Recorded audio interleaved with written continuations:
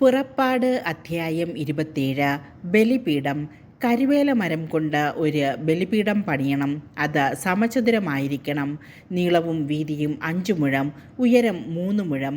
ബലിപീഠത്തിൻ്റെ 4 മൂലകളിലും അതോട് ഒന്നായി ചേർന്ന് നിൽക്കുന്ന 4 കൊമ്പുകൾ നിർമ്മിച്ച് ഓടുകൊണ്ട് പൊതിയണം. ചാരപാത്രങ്ങൾ, കോരികകൾ, താലങ്ങൾ, മുൾക്കരണ്ടികൾ, അഗ്നികലശങ്ങൾ എന്നിങ്ങനെ ബലിപീഠത്തിങ്കൽ ആവശ്യമുള്ള ഉപകരണങ്ങളെല്ലാം ഓടുകൊണ്ട് നിർമ്മിക്കണം. ബലിപീഠത്തിന് വേണ്ടി ഓടുകൊണ്ടുള്ള അഴികൾ ഉപയോഗിച്ച് വലയുടെ രൂപത്തിൽ ഒരു ചട്ടക്കൂടുണ്ടാക്കണം. അതിൻ്റെ 4 മൂലയിലും ഓരോ ഓട്ടുവളയം ഘടിപ്പിക്കണം. ചട്ടക്കൂട് ബലിപീഠത്തിൻ്റെ മുകളിലത്തെ അരികുപാളിക്ക് കീഴിൽ ഉറപ്പിക്കണം. അത് ബലിപീഠത്തിൻ്റെ മധ്യഭാഗം വരെ ഇറങ്ങി നിൽക്കണം. കരുവേല മരം കൊണ്ട് ബലിപീഠത്തിന് തണ്ടുകൾ നിർമ്മിച്ച് ഓടുകൊണ്ട് പൊതിയണം. ബലിപീഠം വഹിച്ചു കൊണ്ടുപോകാനായി അതിൻ്റെ ഇരുവശങ്ങളിലും വളയങ്ങൾ ഘടിപ്പിച്ച് അവയിലൂടെ തണ്ടുകൾ ഇടണം. പലകകൾ കൊണ്ട് അകം പൊള്ളയായി ബലിപീഠം പണിയണം. മലയിൽ വെച്ച് കാണിച്ചു തന്നതുപോലെയാണ് പണിയേണ്ടത്. കൂടാരാങ്കണം. കൂടാരത്തിന് ഒരു അങ്കണമുണ്ടാക്കണം. അങ്കണത്തിൻ്റെ തെക്ക് ഭാഗത്ത് നേർമയായി നെയ്തെടുത്ത ചണത്തുണി കൊണ്ട് 100 മുഴം നീളത്തിൽ ഒരു മറ ഉണ്ടാക്കിയിരിക്കണം. അതിന് 20 തൂണുകൾ വേണം. തൂണുകളുടെ പാദകൂടങ്ങൾ ഓടുകൊണ്ടുള്ളതായിരിക്കണം. തൂണുകൾക്ക് വെള്ളി കൊണ്ടുള്ള കൊളുത്തുകളും പട്ടകളും ഉണ്ടായിരിക്കണം. അപ്രകാരം തന്നെ വടക്ക് ഭാഗത്ത് നെടുകെ 100 മുഴം നീളമുള്ള മറയും മറ തൂക്കുന്നതിന് 20 തൂണുകളും അവയ്ക്ക് 20 ഓട്ട് പാദകൂടങ്ങളും വെള്ളികൊണ്ടുള്ള കൊളുത്തുകളും പട്ടകളും ഉണ്ടായിരിക്കണം. പടിഞ്ഞാറ് ഭാഗത്തെ മുറ്റത്തിൻ്റെ വീതിക്കൊത്ത് 50 മുഴം നീളമുള്ള മറയും 10 തൂണുകളും അവയ്ക്ക് 10 പാദകൂടങ്ങളും ഉണ്ടായിരിക്കണം.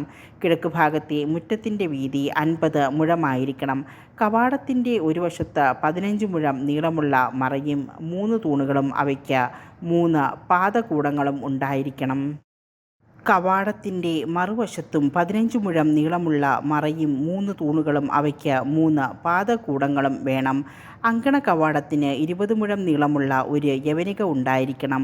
നീലം, ധൂമ്രം, കടും ചുമപ്പ് എന്നീ നിറങ്ങളുള്ളതും നേർമയായി നെയ്തെടുത്തതും ചിത്രത്തയ്യൽ കൊണ്ട് അലങ്കരിച്ചതുമായ ചണവസ്ത്രം കൊണ്ടാണ് യവനിക നിർമ്മിക്കേണ്ടത്.